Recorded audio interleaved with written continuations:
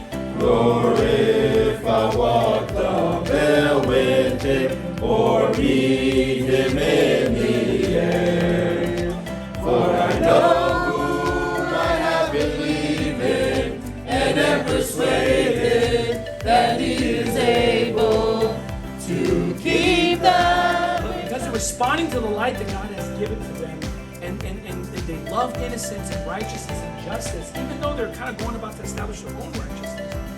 You know, He's willing to send soul winners out from a different place to get them saved. And so, you know, it's important.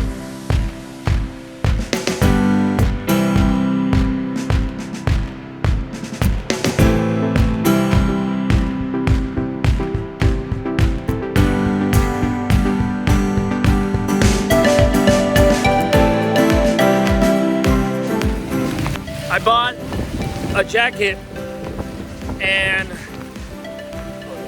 boots for the rain, but then the sun came out, so I thought we didn't need it. And here we are. It's raining like crazy, and now I'm completely soaked.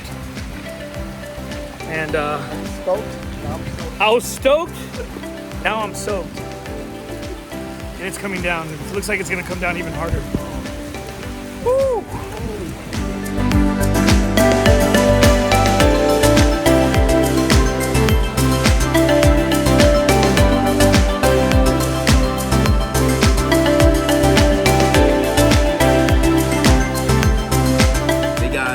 I think like 28 salvations. So we end up having a total of 104 or 103 salvations for the day, which is crazy to think about. And it's just like, it's where we're at, there's just so many people. Like, we just don't have enough people. Like, we're just trying, it's like you're in a pond and you see hundreds of fish everywhere, but your line can only catch one at a time. So what's the point of coming to a place like this? Of spending all the time and energy and money of coming all the way out here to talk to people here for you? What's the point of it? Definitely because of how receptive people are. Obviously, as Christians, we're trying to get people saved. And when you have the ideologies of, like, in California, a lot less people are receptive. They're all stuck in their ways. They don't believe in God. They believe in some weird stuff. But over here, obviously, we're in some of that. The majority of people here just, you know, they want to hear the gospel. They already know some Bible verses. You can literally start putting in Bible verses. They'll finish it for you. You know, it's just a different culture over here, and you can just see a lot of people saved. And obviously, as a Christian, that's, you know, the Great Commission. You know, we should go out and get people saved, preach the gospel. So, as a Christian, it's definitely worth coming over here to places like this, or maybe, you know, the influence of America isn't so. So Jesus said, "Whosoever liveth and believeth in me shall never die." How was Jesus able to promise you that if you believed in Him, you would never die, even though He knew that you would sin every single day for the rest of your life? How can He keep that promise to you? Well, think about it like this. If I took you to a restaurant and I was gonna pay for you, right? How can I keep my promise to you that you're not gonna have to pay for your own food? Yeah. Because I'm paying for it.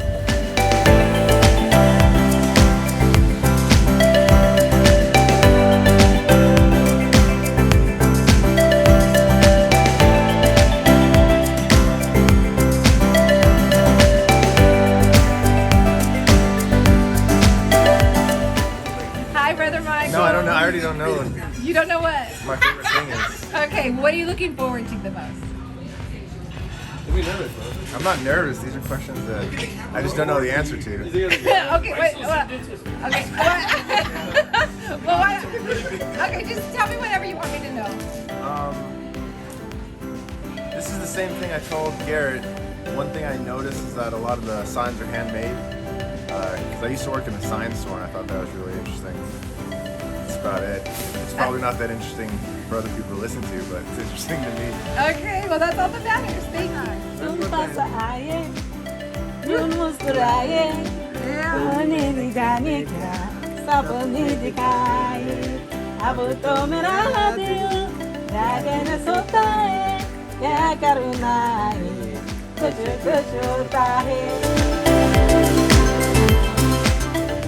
Free coffee. Guatemala. You know how I I don't know. Can you just put it back down? Did you just take a picture? Did you guys take a picture?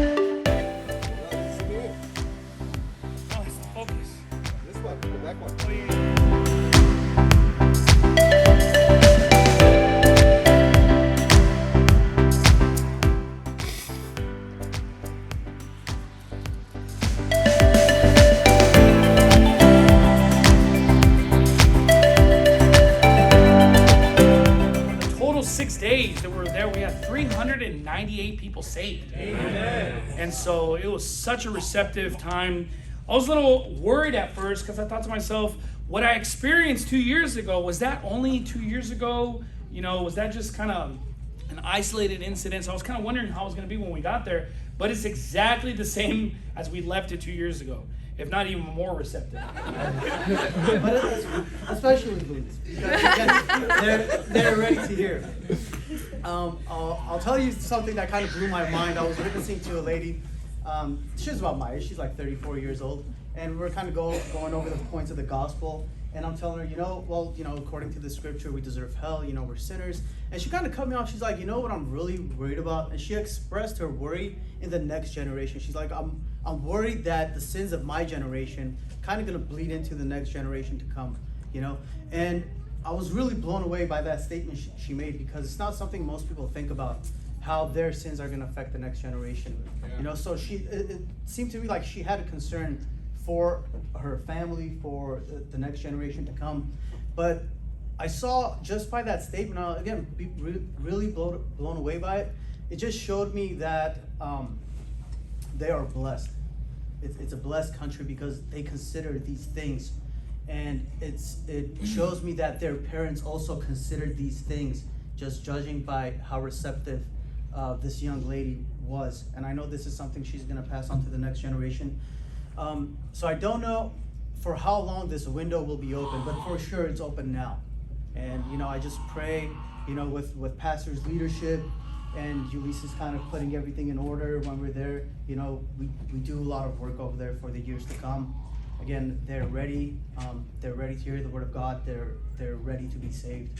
So with that, that's pretty much the conclusion of my testimony. Thank you. The fellowship, the food, the soul winning, all of it was just very beneficial. It was very fun. None of it felt like work. Like at the end of the day, you're just like, man, like we did so much, we got so much accomplished, and it was just a great experience. Just from the. All right, and we're gonna have Brother Gio coming up as well. It's his first time going to the mission field, and so come on up, Brother Gio. Gio. Gio. So I actually prepared a sermon. No, but so like Pastor said, my name is Gio. For those of you guys that don't know, and obviously it was my first time in the mission field and actually out of the country. So I didn't really know what to expect. I didn't know what the food was like. I didn't know about the drinking water. You know, I heard that like, you can't drink the actual like sink water. You know, I do that over here sometimes. You know? So like over there, you gotta drink water bottles only, which is like definitely different. You know, so I thought that was kind of weird, but I was a little bit nervous because I was like, you know, going out of the country, going to different parts of the world. You know, you don't know what it's like at all, especially because I haven't gone out. So I was concerned about being comfortable or what it's gonna be like or how I'm gonna adapt. You know, but obviously, so like that for those reasons, I didn't really want to go at first. You know, I did say I was gonna come. I got my passport ready, and towards it got closer, I was like, nah, I don't want to go anymore. You know? But then obviously I was convinced, and I decided to go. And what's crazy is like towards the end of it, I didn't actually want to leave. You know, and there's a few reasons why that I actually wrote down because you know I don't want to forget. So one of the main points was obviously, you know, as humans, we like to enjoy food. And because we're in a foreign country, I didn't know what that food's gonna be like. But the good news is they also have a lot of American food, you know. If you saw, Ulysses had a pound burger, you know. They had a fries too, it was pretty good. And but yeah, the food was really good. You know, I think I ate like 30 tacos while I was there. But we also experienced some coconut chicken, which was really good also. But yeah, enough with the food though, I'll move on. But anyways, we also had a lot of fellowship, you know, with our church, people that were there, and also just other churches. Like I think Brother Maury said, we had a lot of people from other churches that did come. I think we had all of California there, like Fresno, Sacramento. We had Faithful Word, Steadfast. We have a lot of people there, which was cool because we don't get to see them all the time. Like obviously we have like the Red Hot and other conferences where you can get to meet new people. But even just going to the mission field, we saw a lot of people that I didn't know that I got to meet. And it was a lot of fun in that way. And the main thing that obviously is different about, you know, where we live and like a foreign country like Belize is obviously like the poverty level. You know, it's obviously a poor area.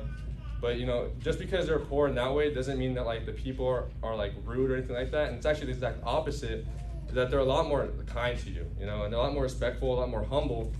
And because of this reason, I believe that they actually gave us the time of day to actually preach the gospel to them. You know, because over here, you know, you can, obviously not to bash Anaheim at all, we obviously love our area like Maury said, but sometimes, you know, you try to talk to somebody and they just kind of don't really want to, they don't want to talk, or they're like, oh, I'm busy, as they're watching like NFL or something. But over in Belize, you know, they'll just be walking by and, you know, they'll be on their way to work or something. You could just be like, hey, you know, we're here from California, we're just asking people an important question, and they'll literally stop and turn to you and give you their full attention. You know, they're not really looking away, you know, they want to hear what you have to say, you know. And it's definitely a big culture shock, a big difference than over here in America, or even in California, where it's not really like that, you know. So yeah, the main reason why I didn't really want to leave, like I said, is obviously the soul winning. Now as we're out there, you know, there's a lot of people, and obviously there's some houses, and like Brother Maury said as well, me and Maury, we started at a school and we were supposed to work the whole block. But literally, as we just started talking, there were just people coming out of the school, and we actually never left. And we've been there, we were there all 3 days that we were soul winning, and we saw a lot of people saved. Obviously, you guys know that we got around like 400 people saved, which is a lot. But yeah, it was honestly amazing to see that. And a verse that I thought about was obviously, you kind of quoted it as well, Brother Maury, but the harvest truly is plenteous, but the laborers are few.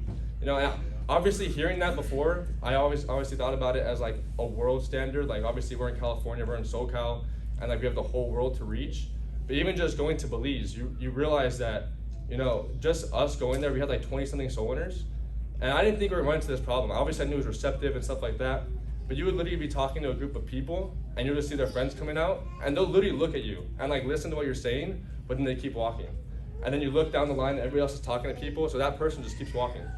And then you just hope that they come back the next day and you can talk to them again. But there was just so many kids that were coming out that you just couldn't get them all, you know? And it's honestly really sad when you think about it because, you know, they're just so receptive that like you can literally get somebody saved, talk to another person, they'll get saved, and just keep going back and forth. And that's why it's honestly really sad when you think about it because there's so many people that are just ripe and ready to go to heaven and they just want to know the truth and we just don't have enough people. And this reminded me also because, you know, I also always heard growing up like, oh, you'll be persecuted for his name's sake or righteousness' sake, you know? And I always knew what that meant, but you don't really understand it until your church gets blown up.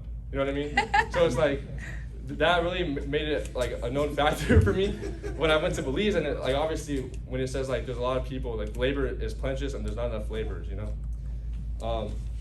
But yeah, so my favorite story that I had out there, obviously Belize is like one of those countries where it just rains out of nowhere and then it stops. So we were out there and it was supposed to rain. So we got on, like, I had like my rain stuff on And it wasn't raining yet. It was really hot. Because that's the thing about Belize too. It was really hot over there and very humid. But so I have all my stuff ready, and I'm in this alley, and I see these two kids walking by. And so I just approached them. I'm like, hey, like, you know, we're out here, like I said earlier, like from California, whatever. I asked them the question. They're like, no, we're not sure. And I was like, well, can I show you? They're like, yeah, of course, show us, you know. And they're like, we're on our way to school, but, you know, like, well, we'll give you the time, you know. I thought that was really cool also because their school was about to start, but they still wanted to hear it, you know. So as I'm talking to them, I see the clouds, they're rolling over us. And they're not just like white clouds, like they're like rain clouds. Like they're dark, you know. And they're just moving over us, and I knew that I knew that at any minute it's gonna start raining. And I did have an umbrella, so I told them like, hey, like if it starts raining, don't worry, I have an umbrella, you guys can use it. So like, okay, whatever. So we're going through the gospel, and then it starts raining, but it's just like a little rain, like a little drizzle, you know. So now that's not too bad. I'm still just going, you know. And then it just starts pouring, like really bad. And I was like, dang, like I was all wet. Felt like somebody just turned like the shower on, and you're just standing there. That's what it was. And it was pretty bad, you know. And then so like I put my backpack down, like, hey, I got an umbrella for you guys. Give them the umbrella. I was like, do you guys still want to listen? Like, obviously I know it's really pouring right now. And they're like, no, we still want to know. We want to know what it takes to go to heaven, you know. And I just thought that was crazy because it wasn't like these were like older people. These were like teenagers, you know.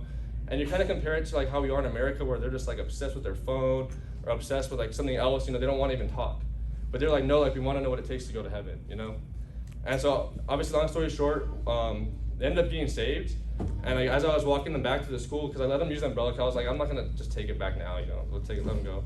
So we get to the school, and I found out they're 17 years old, but then at the end, they're like, you know, thank you for coming to Belize, and thank you for showing us what it takes to go to heaven. Which I thought was crazy because, you know, most of the time, like, you don't really hear that a lot, you know, but they're very sincere in their heart. They even knew verses, like the other guys have mentioned, like they knew that, like, you know, obviously that they're sinners and they deserve a punishment. And they quoted me Romans 6:23, and they quoted John 3:16, you know. And like how Maury said, the people over there are super receptive, and then no verses. All you got to do is just connect the whole idea for them. And that's where, like, that's the main takeaway I got from Belize. And the other thing is, like, sometimes when you're out soul winning and you don't see a lot of people saved, it can kind of just like burden you, like you feel like sad, like, dang, like, am I doing it wrong, or like, why am I not getting people saved? But then you go to a place like Belize, and it tenderizes your heart towards the people, because you realize, you know, there's all these people that are super receptive that may never even hear the gospel if we don't do the work over there, you know? Yeah. And it really makes you have a soft heart towards soul winning, because, you know, sometimes it can be like a burden sometimes. I'm gonna be honest, you know? But when you're out there, like, it's not really a burden, because you're like, I know these people, like, they want to get saved, and it's an awesome feeling when they're thankful and grateful that, you know, you show them what it takes to go to heaven. So that's pretty much all I got for you guys. That's the end of my sermon. So thank you guys. A sign at the airport, and I think that sign really sums up how people in Belize received us in Belize, because it said this: "Thank you for choosing Belize." And you think to yourself, like, what a nation of such receptive people. And really, pretty much, I think every person I talked to thanked me for giving them the gospel. And it wasn't just like, hey, thanks. They were just like, thank you so much for showing me how to get to heaven. Thank you so much for showing me how to have everlasting life. Like, they're very grateful for the message. And so encourage anybody to go out to Belize when we have a chance to, and pray that we get more work done, because the laborers are few.